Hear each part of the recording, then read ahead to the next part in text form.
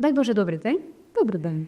Znajdujemy się dzisiaj w szczególnie ważnym miejscu dla utrwalania kultury tożsamości łemkowskiej.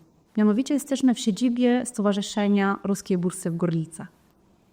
Czy możesz tam coś powiedzieć o historii tego miejsca? Tak, to jest wyjątkowe miejsce z bardzo długą historią.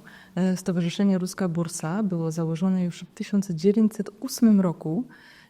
To tylko 2 lata po tym, jak uruchomiono gimnazjum miejskie w Gorlicach. Bo właśnie przyczyną tego, że Stowarzyszenie Ruska Bursa zostało założone, że ta bursa była założona, był fakt utworzenia tej szkoły w mieście.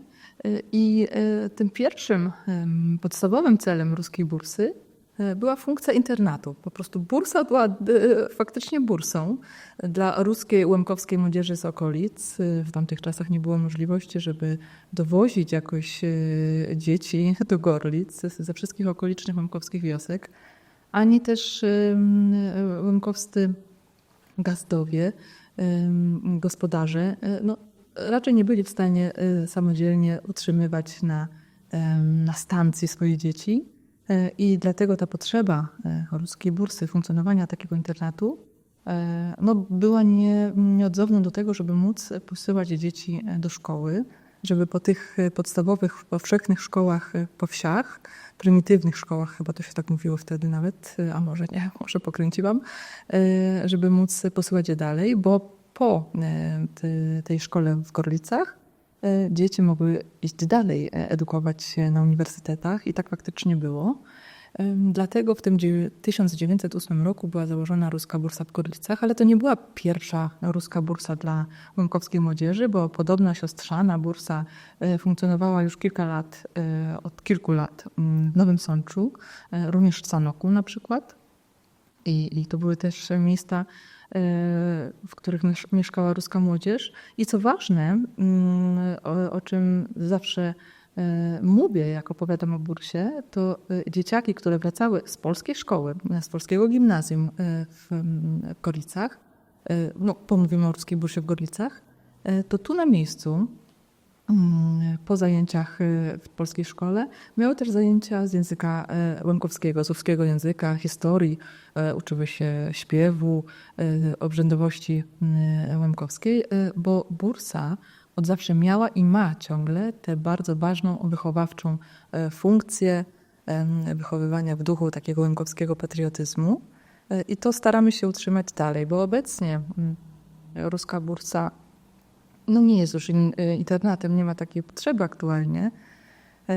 Historia Ruskiej Bursy była bardzo, bardzo ciężka przez I wojnę światową, II wojnę światową, aż do momentu, kiedy udało się być na swoim w 2009 roku, bo stowarzyszenie zostało reaktywowane w 1991 roku po zmianach ustrojowych w 1989 roku.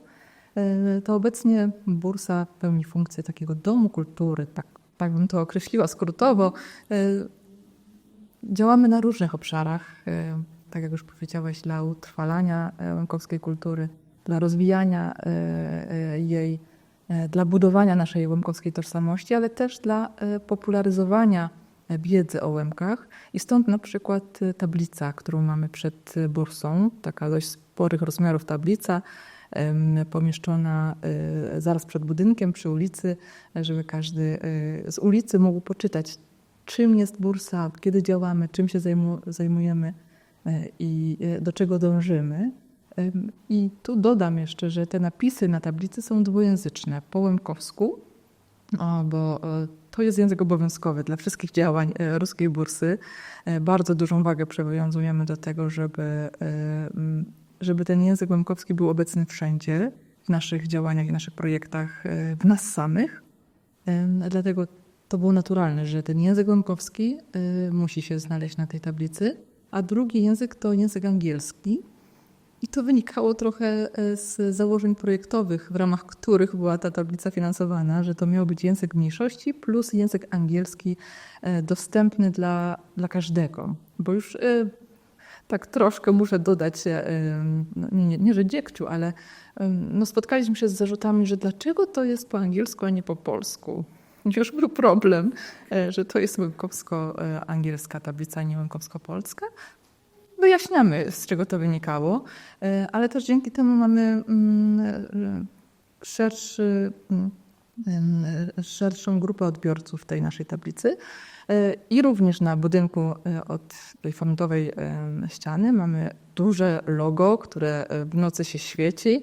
Logo LMFM, bo w ramach działań Ruskiej Bursy prowadzimy rozgłośnię radiową i portal informacyjny LMFM, ale to jest tylko jedna z części działalności Bursy, bo jak powiedziałam, Bursa jest takim swoistym ośrodkiem kultury łemkowskiej. Przy Bursie działa wydawnictwo. To też, jak już wspomniałam, jeżeli chodzi o to dziedzictwo językowe, to dbamy o to, żeby wszystkie nasze publikacje były w języku łemkowskim. A nazwa wydawnictwa, przepraszam, to jest właśnie Ruska Bursa. Tak. To Stowarzyszenie Ruska Bursa. Jesteśmy wydawcą. Stowarzyszenie jest wydawcą. I wśród wydawnictw, które mamy, na pierwszym miejscu jest oczywiście Rocznik Ruskiej Bursy. To naukowe czasopismo, w którym publikowane są rozmaite artykuły. Od kilku lat jest to monograficzne wydanie, czyli poświęcone jakiemuś tematowi. Rocznik zaczął być publikowany w 2005 roku, także w tym roku będziemy mieć już 20 numer tego wydawnictwa. Niezmiennie redaktorką naczelną jest pani profesor Olena Duch-Pfeiffer. Jest to czasopism punktowany. Znajduje się na liście punktowanych czasopism ministerialnych. Znajduje się w różnych bazach indeksowania czasopism, międzynarodowych bazach. Tak, także do tych artykułów, które tam są umieszczone, można naprawdę sięgać i po latach. One są napisane przez znakomitych naukowców, autorów, badaczy, osoby, które zajmują się łemkowską tematyką, różnymi obszarami, bo to i artykuły w tym roczniku są publikowane odnoszące się do i literatury, i do języka, językoznawstwa, do historii socjologiczne. Są tam dokumenty związane z życiem Bursy, recenzje, sprawozdania. Zawsze staramy się, żeby ten rdzeń, część przynajmniej artykułów była w języku łemkowskim, ale oczywiście zdarzają się też publikacje i w języku polskim, czasami nawet w języku angielskim. Część jest tłumaczona na język łemkowski, czasami po ukraińsku się trafi jakiś artykuł, ale tym głównym językiem jest oczywiście język łemkowski i kiedyś nawet mój brat, który zajmuje się inżynierią dźwięku, napisał do rocznika artykuł o akustyce cerkwi, też żeby udowodnić czy sobie, czy innym łemkom generalnie, za pokazania, że w języku łemkowskim można nawet takim technicznym języku przemawiać i pisać artykuły, że to się da po prostu, jak chcemy, to się da. A jeżeli chodzi o inne nasze jeszcze wydawnictwa, to mamy wśród bursianych publikacji 2 tomy wierszy, mamy książkę z tekstami publicystycznymi, mamy 3 części bajek dla dzieci, książkę kucharską i oczywiście też ważne miejsce wśród publikacji Ruskiej Bursy zajmuje seria Biblioteka Łemkowskiej Klasyki. I w ramach tej serii było wydanych już 7 książek, 5 tomów utworów Władimira Helaka i 2 tomy opowiadań, powieści Petra Polańskiego. Ideą tej serii jest to, żeby ukazać twórczość naszych łemkowskich klasyków, żeby pokazać, że takich mamy i udostępnić ich szerszej publiczności, szerszym odbiorcom. One są drukowane w ten sposób, że z lewej strony jest wydrukowana wersja oryginale, tak jak pisali ci klasycy, w jazyczu, a po prawej stronie, tak muszę się zorientować, która jest prawa strona, która lewa, we współczesnym łemkowskim. Plus mamy jeszcze wydawnictwa, które wydawaliśmy we współpracy na przykład z Uniwersytetem Warszawskim. To zeszyt ćwiczeń do języka łemkowskiego czy zbiór opowiadań dla dzieci. A są też podejmowane pewne inicjatywy online, na przykład nie wiem, czy już ta nauka języka Łymkowskiego, czy pewne źródła właśnie są dostępne online. Z tego, co my realizujemy, Może takie są też plany, no nie wiem. naszym takim największym projektem online do popularyzacji języka jest radio, które jest dostępne internetowo i portal. I od początku tym najważniejszym językiem, który jakby jest bezdyskusyjny, że każdy redaktor musi znać, no jest oczywiście język łemkowski, więc radio, które jest dostępne do odbioru również poprzez sygnał internetowy, nasze radio jest prowadzone w języku łemkowskim. I spotkaliśmy się już nieraz z takimi opiniami, że dzięki słuchaniu radia ktoś zaczął się uczyć języka łemkowskiego, czy ktoś wręcz się jakoś tam w jakimś stopniu nauczył tego języka. I również ten język łemkowski, pisana jego wersja, jest tym jedynym właściwie językiem naszego portalu LMFM, który jest mocno rozbudowany, mamy bardzo duże zasięgi i też mieliśmy przez jakiś czas taki wewnętrzny, nie że konflikt, ale zastanawialiśmy się, czy nie lepiej by było, gdybyśmy nasze artykuły publikowali też po polsku albo po polsku, żeby trafić do szerszej grupy odbiorców, ale to nie o to chodzi, bo chodzi nam o to, żeby jednak rozwijać język łemkowski, a nie żeby mieć jak największą klikalność. Bo gdybyśmy chcieli faktycznie mieć jeszcze większe zasięgi, jeszcze większą klikalność, to gdybyśmy tłumaczyli na język polski nasze artykuły, to faktycznie by tak było. Ale naszą misją jest jednak to, żeby rozwijać ten język łemkowski, żeby on był żywy, on jest żywy. Dzięki temu, że piszemy o wszystkich aktualnych sprawach. No, oczywiście mamy też artykuły historyczne na naszym portalu, ale że codziennie publikujemy i to są różnego rodzaju treści, to ciągle musimy pracować nad słownictwem, nad leksyką, dostosowywać ją do tych treści, które publikujemy, bo język też jest żywy i się rozwija no i tak. I też publikujemy po łemkowsku.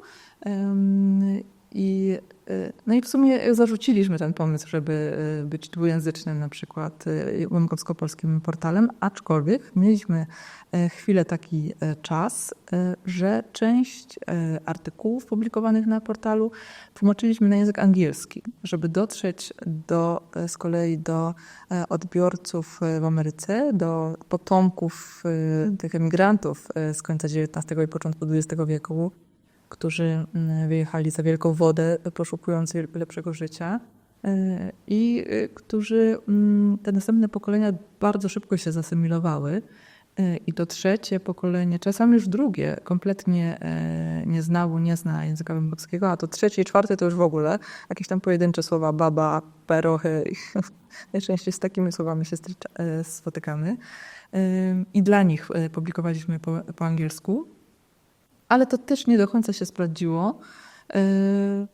No, nie odczuliśmy jakiegoś znaczącego wzrostu, czy to popularności, czy zainteresowania naszymi treściami. Pewnie dlatego, że odnosiliśmy się głównie do tych rzeczy, które się dzieją w Europie, bo nie tylko w Polsce.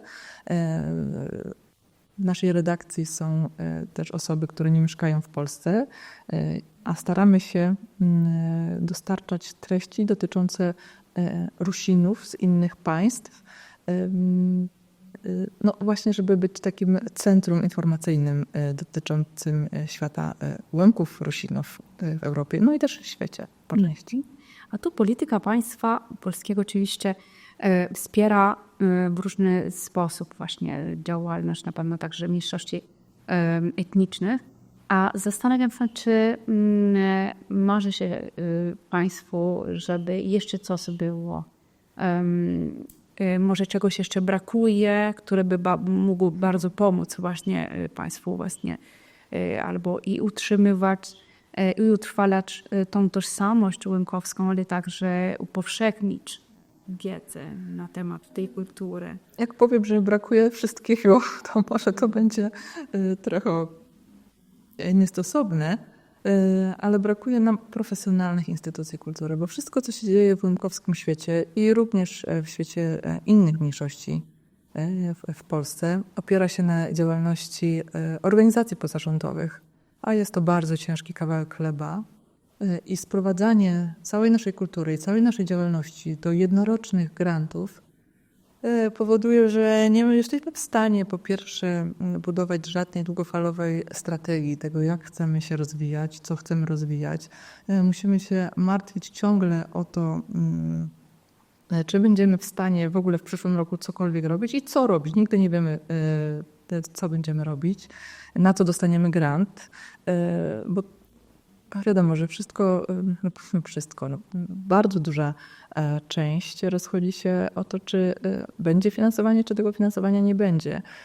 Jeżeli mielibyśmy jakąś instytucję kultury, która miałaby swój budżet roczny i wiadomo jest, że ta instytucja jest i ona też oczywiście może się starać o dodatkowe granty, to byłoby dużo łatwiej, dużo bezpieczniej też, bardziej komfortowo dla osób, które są zaangażowane w tę działalność, bo nie wszyscy są w stanie poświęcić się dla pracy w takiej pozarządowej organizacji. To wymaga wielu poświęceń. Brak stabilizacji, brak jakiegoś zabezpieczenia to są takie pierwsze problematyczne sprawy, które mi przychodzą na myśl. I mi by się marzyło, żeby te wszystkie nasze działania móc jak najbardziej profesjonalizować, żeby to nie była działalność właśnie po godzinach ktoś wraca z pracy i ma jeszcze na tyle jakiegoś poczucia misji i samozaparcia, że będzie coś robił dla łemkowskiej kultury i łemkowskiego społeczeństwa, tylko że są osoby, które się po prostu tym zajmują się dokumentacją. To jest tak, systematycznie, w sposób ciągły, w sposób profesjonalny. Wtedy można by było trochę też zwalać winę na ten instytut. Dlaczego się nie zajmujecie tym, a zawsze tamtym?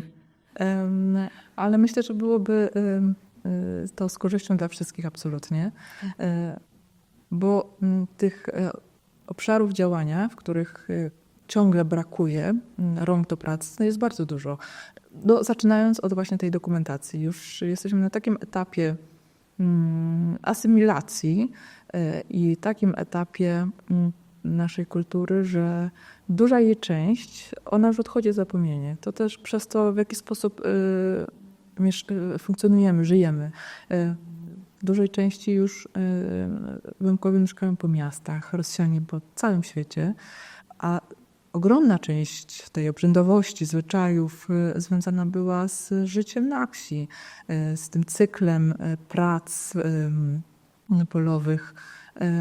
I to wszystko się zapomina, a te pokolenia, które żyły tym na co dzień, to było dla nich coś naturalnego, one też już odchodzą. Dlatego w mojej opinii dokumentacja naszej kultury to jest ten priorytet, który powinniśmy realizować, ale właśnie kim? Tak, jak to robić? Może zwracają się do Państwa uniwersytety, studenci, badaczy, czasami tak wracają na przykład właśnie z badania pewnych obszarów. W ramach Ruskiej Bursy prowadzimy też bibliotekę, w której gromadzimy łemkoznawcze i około łemkoznawcze publikacje. Od lat już staramy się uzupełniać o wszystkie tytuły, które dotyczą i Łemków, i szerokiego obszaru Karpat i wszystkiego, co związanego też z mniejszościami. I zgłaszają się do nas regularnie jakieś osoby, które piszą prace licencjackie, magisterskie, korzystają po prostu z naszych zbiorów. Kilkukrotnie mieliśmy jakichś studentów na jakichś stażach, praktykach, które pomagały nam na przykład uporządkować właśnie księgozbiór, jakieś takie drobne rzeczy wykonywały. Stale współpracujemy z Wydziałem Artis Liberales Uniwersytetu Warszawskiego, z Centrum Zaangażowanych Badań nad Ciągłością Kulturową profesor Justyną Olko. To jest to centrum, które zajmuje się właśnie takimi jak my zagrożonymi w pewien sposób jakimś tam wymarciem to jest złe słowo, ale to nas szybko mi inne nie przychodzi. Zajmują się rewitalizacją i właśnie na przykład w ramach tych rewitalizacyjnych działań z uniwersytetem wydaliśmy 2 publikacje, uczestniczyliśmy w debacie z Rzecznikiem Praw Obywatelskich. Różne mniejszości były zaproszone i tam przedstawialiśmy nasze bolączki. W projektach badawczych również tego centrum bierzemy udział. W ostatnim czasie był zrealizowany projekt, w ramach którego był badany wpływ braku języka na zdrowie psychiczne i fizyczne, na dobrostan. I była wydana publikacja, taki pakiet dobrych praktyk, w którym też były opublikowane dane, w jaki sposób też pandemia, ale też dyskryminacja wpływa na nasze zdrowie, jak używanie codzienne języka łękowskiego na przykład wpływa albo nie wpływa na stan naszego zdrowia, więc to w ramach tej współpracy z uniwersytetem robiliśmy. Dobrze.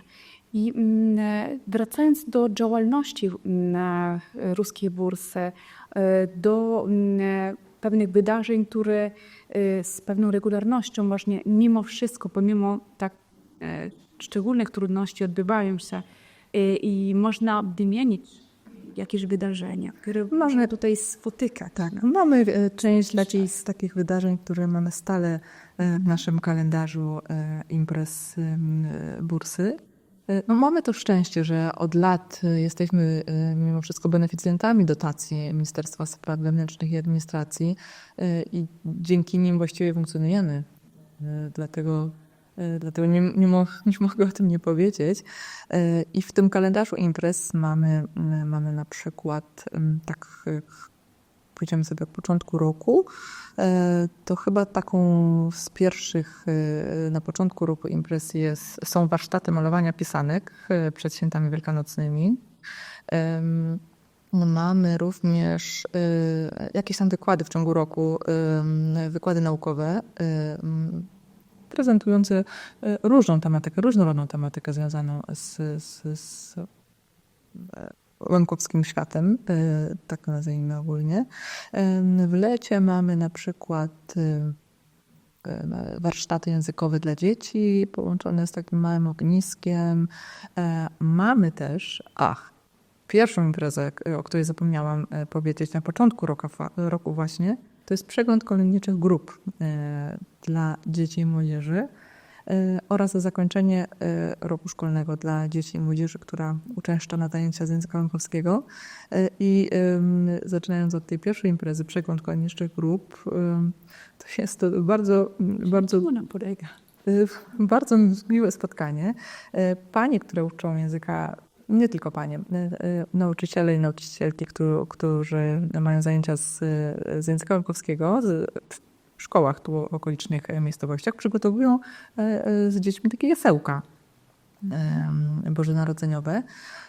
I w tym jednym dniu mamy w bursie kilkudziesięcioro aniołków, pastuszków, wszystkie te postacie związane z jasełkami. I po kolei te grupy się prezentują z takim klasycznym łękowskim, tradycyjnym wertepem, z kolendami łękowskimi, z życzeniami noworocznymi. Dzieci bardzo lubią te imprezy, jak mogą się zaprezentować przed właśnie rodzicami, babciami, dziadkami, ciociami na tych kolendach. I to jest dość sporych rozmiarów impreza, bo tych dzieciaków przyjeżdża tutaj ponad 100, więc z takich też logistycznych względów jest to trochę ciężkie do ogarnięcia, ale w tym roku na sam koniec wszystkie dzieci zebraliśmy razem i zaśpiewały jedną kolędę wspólnie. I to było ogromne przeżycie dla każdego, nie tylko dla tych dzieci, ale też dla publiki. Każdy nagrywał telefonem, jak ponad 100 dzieci śpiewa razem jednym głosem kolędę. Więc to jest ten przegląd. Mieliśmy kilkuletnią przerwę ze względu na pandemię. Oczywiście to było nieuniknione, bo tak jak i przed laty, i przed przed 47. Ważną funkcją bursy jest ta wychowawcza ciągle funkcja. Ciągle jesteśmy nastawieni na to, żeby jakoś tak pokazywać kierunek tym młodszym pokoleniom i też, żeby tak może nie trochę podziękować, ale wynagrodzić im trud, tym dzieciakom, które uczęszczają na zajęcia z języka łemkowskiego, bo to są 3 godziny w tygodniu. Jeżeli ktoś się zdecyduje na zajęcia z języka łemkowskiego, to już musi na nie chodzić cały rok. Frekwencja jest liczona tak normalnie, jak z każdego innego przedmiotu ocena jest na świadectwie. To żeby tak trochę im to wynagrodzić, to organizujemy im wycieczkę na zakończenie, z okazji zakończenia roku szkolnego. I to jest właśnie też taka wycieczka na ponad 100 dzieci, 2 duże autobusy, 1 bus. A to w Łękowinie, tak? W różnych miejscach, tak. Dzieciaki kursują, bo to też roczniki się zmieniają, więc to nie jest tak, że musimy co roku zupełnie gdzieś indziej jeździć, ale w tym roku na przykład wycieczka była zorganizowana do Muzeum Nikifora w Krynicy. Mieli też spotkanie z panem Piotrem Trochanowskim, o którym z lekcji wiedzą, znają tę postać. Z ciekawości, one korzystają jeszcze z jego elementarza? Też? Tak. To jest legendarnie. Sama skorzystałam z niego i jestem bardzo zadowolona. Świetnie funkcjonuje. Tak. Wciąż aktualny uważam i cieszę się, że nadal jest i mam nadzieję, że będzie wznowienie. Tak, to też jest rzecz, nad którą pracujemy jako Ruska Bursa, żeby zrobić rewydanie tego bukwaria. Ale nie jest to takie proste, bo to nie my wydawaliśmy go w oryginale, no więc tam kwestia praw autorskich. Jest to dość skomplikowany proces, ale właśnie dzięki współpracy z Uniwersytetem Warszawskim to może nam się to wkrótce, mam nadzieję, albo po prostu w przyszłości uda. No i wracając jeszcze do tych dzieci, tak, do kalendarza imprez, to trochę jeżdżą po Łękowynie, bo też do Muzeum Kultury Łękowskiej w Zenranowej zaglądamy raz na jakiś czas. Kiedyś jeszcze przed laty mieliśmy i zakończenie, organizowaliśmy i rozpoczęcie roku szkolnego i wtedy na rozpoczęcie zawsze spotykaliśmy się tutaj w Bursie. Jakieś ognisko było, jakieś warsztaty, ale teraz przy ponad 100 dzieci to jest bardzo ciężkie do zrealizowania, dlatego, a i ze względu na brak funduszy, to zrezygnowaliśmy z tej jednej imprezy na rzecz zakończenia już w tym okresie letnim. Jesienią odbywa się w Bursie zawsze tradycyjnie drugi dzień Łękowskiej Twórczej Jesieni, przegląd łękowskich twórców. W grudniu taką stałą imprezą jest Dzień Rusinów Polski. To jest na pamiątkę powołania Republiki Łękowskiej z 5 grudnia. Łękowie w Polsce są nazywani Łemkami, ale poza Polską Łemkowie określają siebie jako Rusini, Rustacy i też współpracujemy bardzo silnie z innymi rusińskimi organizacjami z innych państw, gdzie mieszkają Rusini, ze Słowacją, z Chorwacją, z Serbią, z Węgrami. I jest takie ciało, Światowa Rada Rusinów, która zrzesza różne organizacje łemkowskie, rusińskie. I właśnie na jednym z takich pomysłów Światowej Rady Rusinów było, żeby każde z państw, w którym mieszkają Rusini, wybrało sobie jakąś ważną datę w historii Rusinów danego państwa, który to dzień będą upamiętniać jako Dzień Rusinów. Właśnie mamy Dzień Rusinów Polski, Dzień Rusinów Słowacji i tak dalej, żeby jakoś też się odznaczyć i mieć ten swój dzień taki narodowy, patriotyczny w danym państwie, gdzie jesteśmy. I kolejną imprezą z kalendarza imprez Bursy jest coroczne po lub przedwigilijne spotkanie, bo to spotkanie się odbywa zazwyczaj między, my to zawsze mówimy, polskimi świętami, a naszymi świętami. Więc gdzieś przed końcem roku. No dla niektórych to jest już ten czas po Wigilii, a dla niektórych ciągle jeszcze przedwigilijny czas i wtedy nasze bursaczki gotują tradycyjne łemkowskie potrawy. Mamy te wystawy najczęściej Teroczki, która prezentuje kolędy, bo Teroczka to jest zespół, który działa przy Ruskiej Bursie, kolejna jeszcze z naszych obszarów działalności, kolejny obszar. No i właśnie to jest taki czas takiej wspólnej integracji przy kieseleci, przy parochach, są też bobalki, no to, co się pojawia na wigilijnych stołach Łemków. I to są takie te stałe punkty, ale co roku zawsze dochodzą jeszcze jakieś dodatkowe rzeczy, które organizujemy. Wróciliśmy do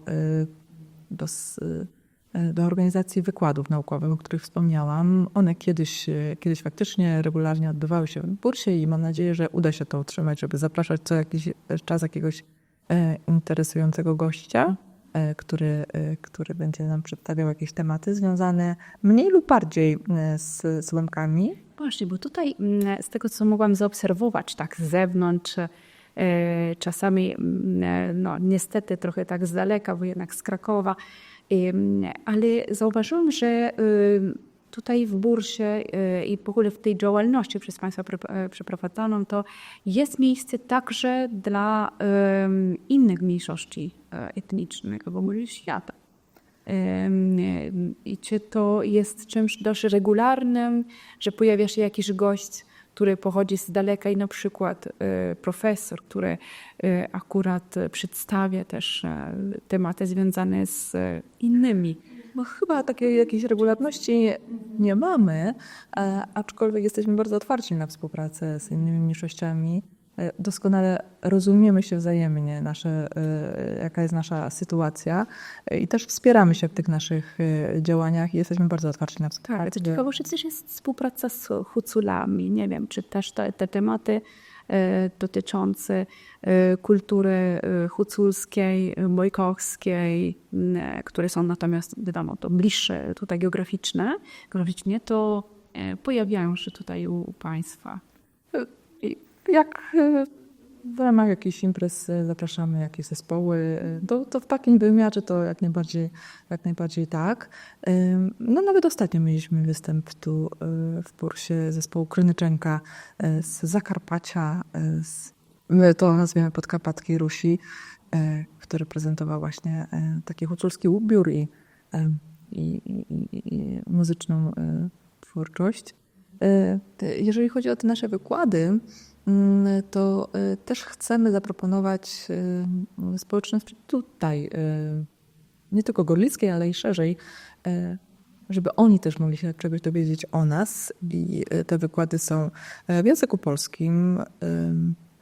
Najczęściej w ostatnim czasie takie organizowaliśmy, prowadzone. Też w ramach działań Ludzkiej Bursy mieliśmy taki projekt Łemkowie są. I to był projekt, który miał na celu pokazać właśnie szerszej społeczności, że Łemkowie są po prostu, że oni są w społeczeństwie, jesteśmy w społeczeństwie. Mieliśmy to była swojego rodzaju kampania promocyjna, popularyzująca wiedzę o mniejszościach. W naszym przypadku to było mniejszości łemkowskiej. Mieliśmy plakat promujący te akcje. Łemkowie są, 3 kropek. I potem już mniejszymi literami mieliśmy cytaty z ustawy o mniejszościach narodowych i etnicznych. Łemkowie są jedną z 4 mniejszości etnicznych w Polsce, obok Karaimów, Tatarów i Romów. Łemkowie są i mają swój język, kulturę, tradycje i tak dalej. I w ramach tej kampanii też obkleiliśmy 2 autobusy miejskie w Nowym Sączu z takim hasłem właśnie. Łemkowie są. Jakaś tam graficzna do tego była jeszcze dodatkowa oprawa. Tak po prostu. To był taki prosty komunikat, żeby pokazać, że my jesteśmy w społeczeństwie, próbujemy jakoś tam się rozwijać, funkcjonować. Dla zainteresowanych tam był podany też adres podstrony, którą też zrobiliśmy w ramach tej kampanii, na której to stronie umieściliśmy 20 takich krótkich artykułów, które też były prezentowane w radio LMFM, o podstawowych rzeczach dotyczących łemków. Kim są łemkowie, jaki jest nasz język, podstawowe fakty historyczne. To było 20 takich króciutkich, to ciągle jest, bo to jest ciągle dostępne, artykułów właśnie w języku polskim. To jest ten jeden z nielicznych fragmentów naszego portalu, który jest po polsku, tak? Ale corocznie na przykład artykuł o języku łemkowskim wraca na samą górę najpopularniejszych artykułów i to jest zawsze w okolicy matury, bo co roku na szczęście jeszcze znajduje się jakiś śmiałkini, którzy decydują się zdawać maturę z tego języka i media podszukują potem informacji, co to jest ten język łemkowski i klikają właśnie, jak się w Google wpisze język łemkowski, to ten artykuł zaraz wyskakuje u góry. Co roku wiem, że on wywinduje na samą górę artykuł o tym języku łemkowskim, ale wśród tych artykułów jest jeszcze artykuł o literaturze łemkowskiej, o sztuce, o ubiorze, o tym, jak kiedyś wyglądał taki tradycyjny dzień, zwykły dzień, czy jakiś świąteczny dzień. Jest artykuł o ważnych postaciach, o ważnych organizacjach. No, każdy też, myślę, znajdzie coś tam interesującego. Mhm. Tutaj więc rozumiem, że można także nauczyć się pieśni łemkowskiej, tak? No można, oczywiście można. Aktualnie Trzon Roczki to jest ta młodsza grupa, która regularnie ma próby i regularnie przychodzi na te próby.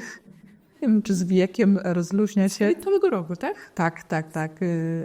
Jakaś taka samodyscyplina, ale ta najmłodsza grupa dzieci faktycznie tydzień w tydzień, w każdą sobotę o 10 jest zorganizowana próba. Dzieci uczą się po łemkowsku śpiewać. Jest to język, którym porozumiewa się, i to też jest ważne do podkreślenia, którym porozumiewa się kierownik zespołu z dziećmi.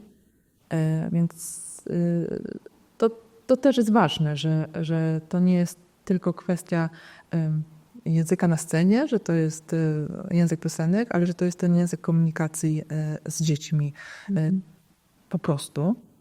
Więc te dzieci, one się tu integrują, jak one co sobotę są w bursie, one się integrują ze sobą, z tym miejscem.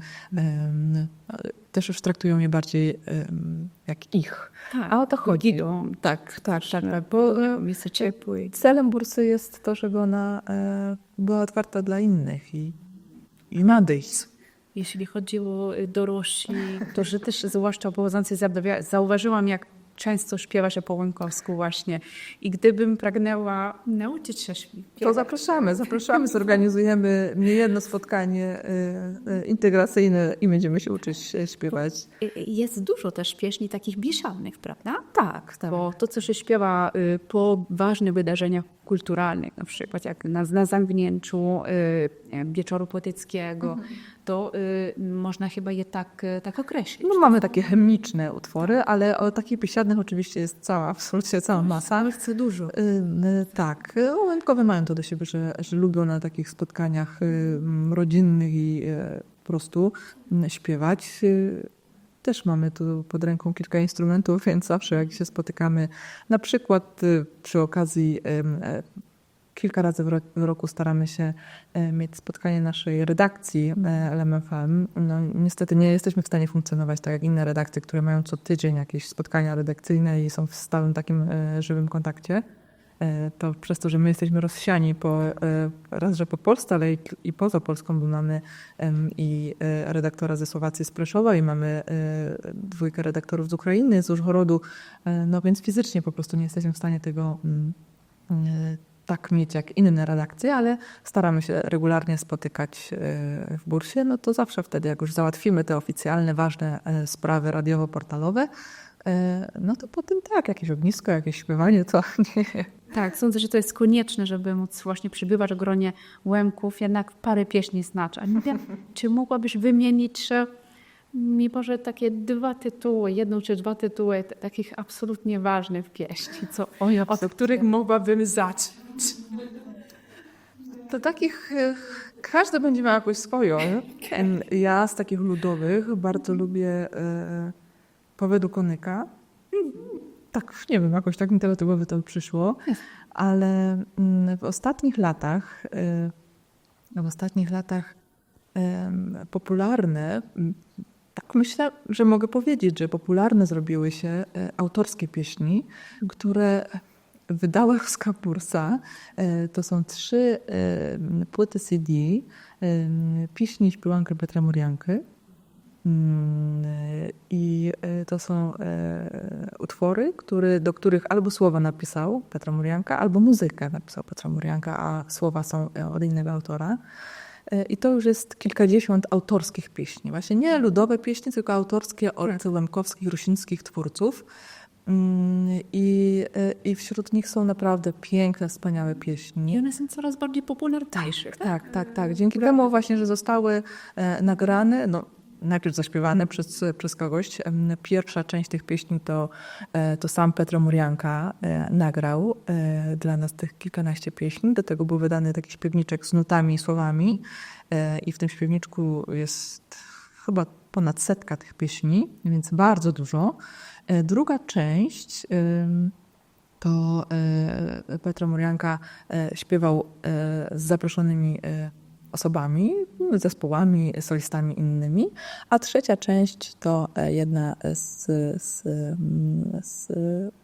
jedna dziewczyna z naszej redakcji, Olena Stefanowska, ona chciała zaśpiewać te pieśni i wybrała sobie tam kilkanaście i też nagraliśmy to i wydaliśmy. No i one trafiły do bazy naszej muzycznej Radia LEM FM, więc one już są w obiegu.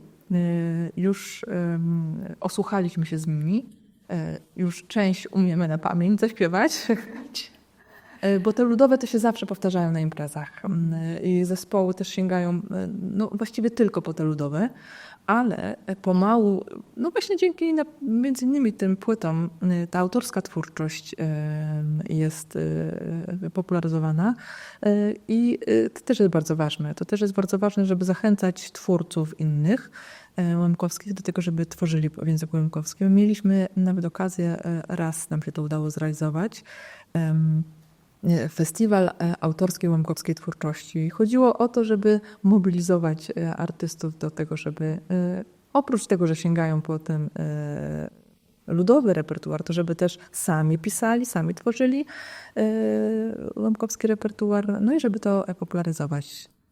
No i jakby miała wybrać z tych autorskich pieśni, to Nedośpiewana piśnia to jest ta i Litała Pala, które dwie uwielbiam. A czy język śpiewany, właśnie język tych pieśni, troszkę odbiega od języka łemkowskiego, takiego powiedzmy codziennego, czy nie? Bo na przykład jest różnica, jak śpiewamy pieśni takie ludowe włoskie, a jednak właśnie ten język ludowy pieśni włoskiej, tak dla przykładu powiem, jest trochę inny od języka ludowego tego danego miejsca geograficznego właśnie we Włoszech.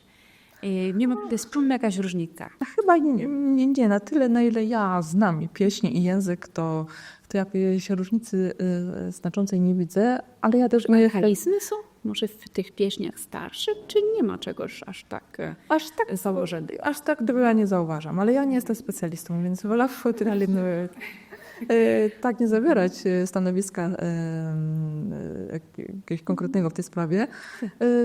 Te pieśni są już tak znane i to człowiek jest z nimi tego słuchany, że być może tam są jakieś archaizmy, ale że przez to, że one są tak popularne i człowiek był z nimi od dziecka do nich przyzwyczajony, to ja ich nie wyłapuję. Może tak. Mhm. No dobrze. Może warto przejść natomiast teraz na tematy, które dotyczą ciebie, twojej rodziny wreszcie też. Powiedz trochę, jakie jest twoje pochodzenie? Jestem w Łękinie oczywiście. Żyjesz na Łękowynie. Jaka jest twoja historia? Jak ci się żyje tutaj na Łękowynie dzisiaj właśnie w tym wszystkim, co się... Żyje mi się bardzo dobrze, ale na co dzień na takim stricte obszarze Łękowyny nie mam szczęścia żyć, aczkolwiek mieszkam w polskim miasteczku Bieczu pod Zagorlicami Kiedyś starostwo bieckie obejmowało bardzo dużą część Łękowyna, więc ja czuję ciągle tę ciągłość z Łękowyną, pomimo tego, że mieszkam w Bieczu. No i wróciłam do Gorlic. I to był czas, kiedy już zaczęło działać radio LEM FM i zaczęłam tak po troszku wchodzić w działalność raz radia LEM FM, a potem już tak naturalnie i działalność bursy. No i tak z tego troszkę zrobiło się coraz więcej, bo i wtedy jeszcze nie byłam ani członkiem stowarzyszenia, ani żadnej nie miałam funkcji. Przez to, że bursa ciągle rozszerzała swoją działalność, ciągle brakowało rąk do pracy.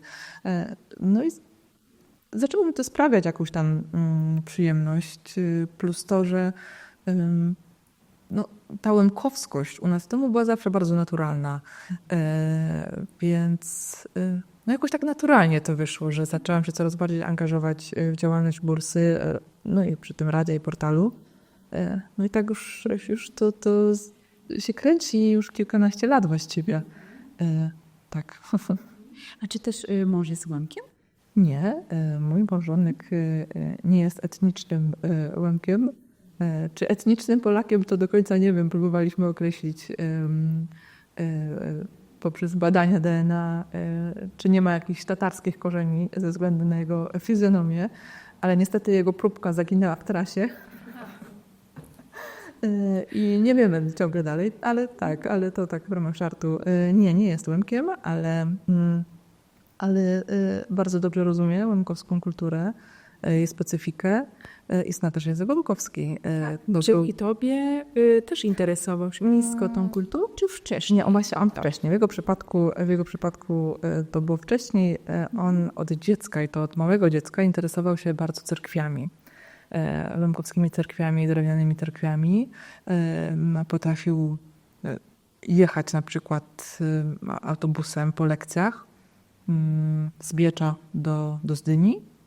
Tych 30 lat temu to nie było to takie proste, żeby sobie posiedzieć pod cerkwią kilka godzin, a potem wracał do domu.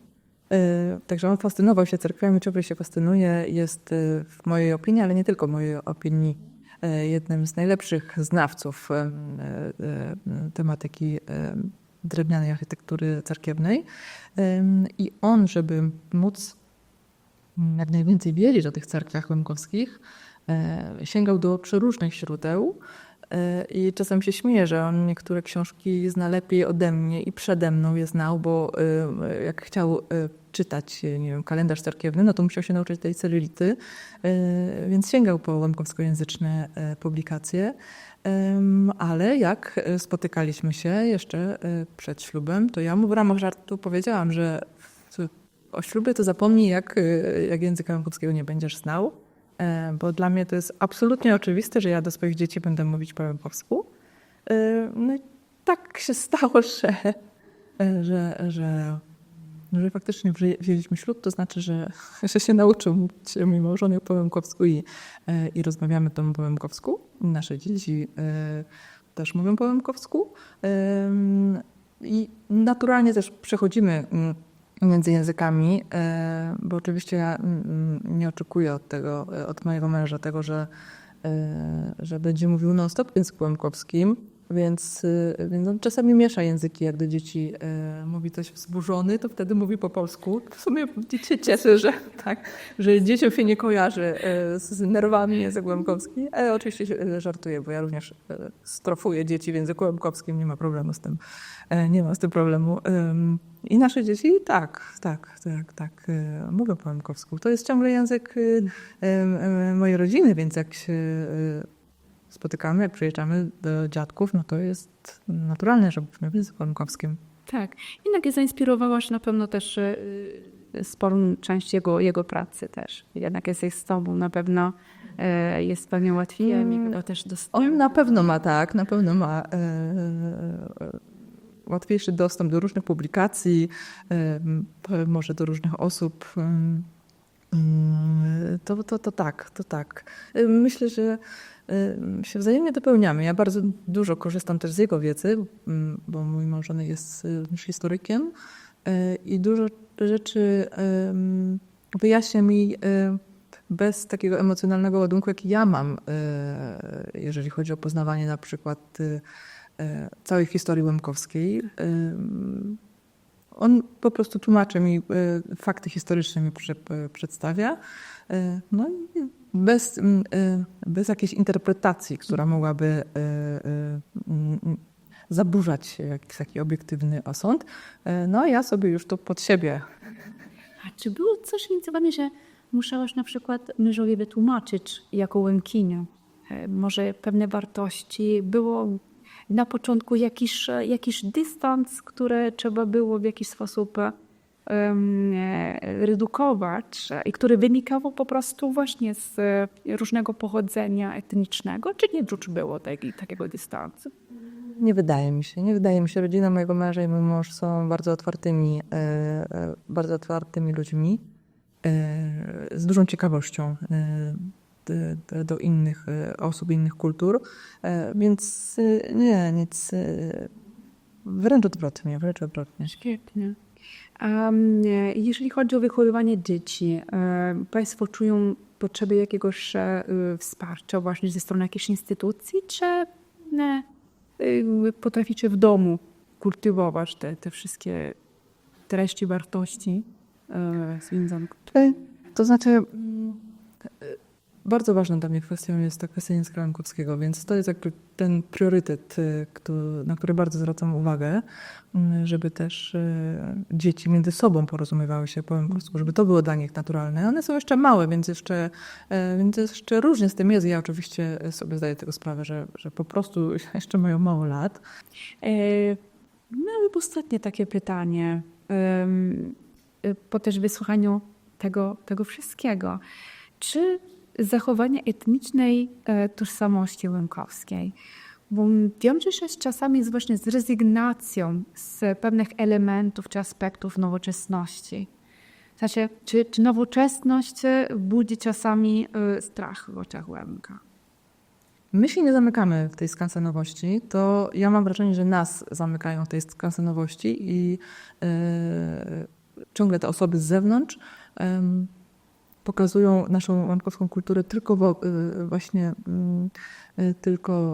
jako te związane z folklorem, z dawnymi obrzędami i taką, no, ja to właśnie nazywam skansenowością i bardzo mnie to irytuje, bo ja też poprzez te różne rzeczy, które tu realizujemy, staram się pokazać, że właśnie wykorzystujemy wszystkie nowoczesne środki komunikacji, nowoczesne technologie. Staramy się wykorzystywać wszystko to, co jest współczesnie dostępne, bo też jakby na co dzień tym żyjemy. No i nie, ja z mojej perspektywy nie. To dziękuję kraśnie. Jakieś dziękuję.